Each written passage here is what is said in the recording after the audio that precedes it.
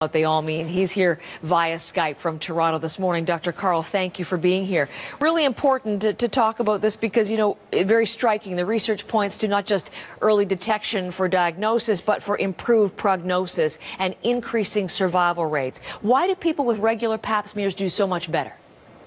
Well, the short answer is that when you're getting regular pap smears, your doctor is able to monitor your cervix and the cells in the cervix.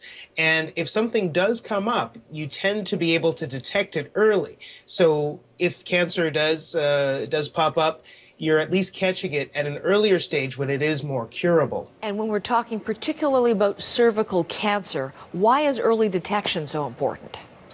Well, as with many cancers, once a cancer begins to spread from the local area where it started, it becomes more difficult to treat and your chances of survival go down. So in the case of the cervix, the pap smear is so effective because you're looking at cells and you're looking for what we call precancerous changes. And once you start to notice that the cells in the cervix are changing in a direction that may lead to cancer eventually, you can take action right away. The study points very clearly to the need for regular pap smears, the frequency important. Again, as I mentioned, of the women who died in this study, 75% had not had a pap test within the recommended time. So can you speak to the whole question of frequency here? Absolutely. So a woman should begin to have pap tests as soon as she becomes sexually active or by age 21, whichever comes first.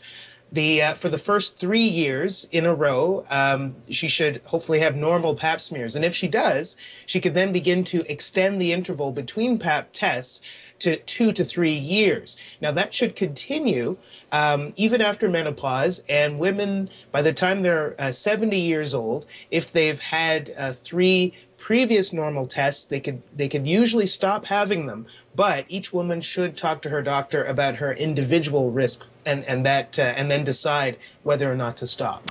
So some important and easy recommendations, guidelines to follow this morning. What about the whole question of prevention here? Is it possible to prevent cervical cancer, Dr. Karl?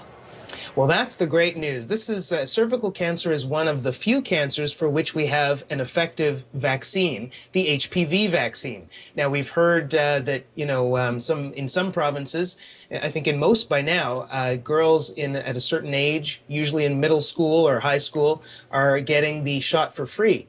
But the evidence tells us that women of all ages can benefit from this shot. Talk to your doctor about it because even if you've already been exposed to the human papillomavirus, HPV, getting the shot at any point can still reduce your chances of cancer, of cervical cancer.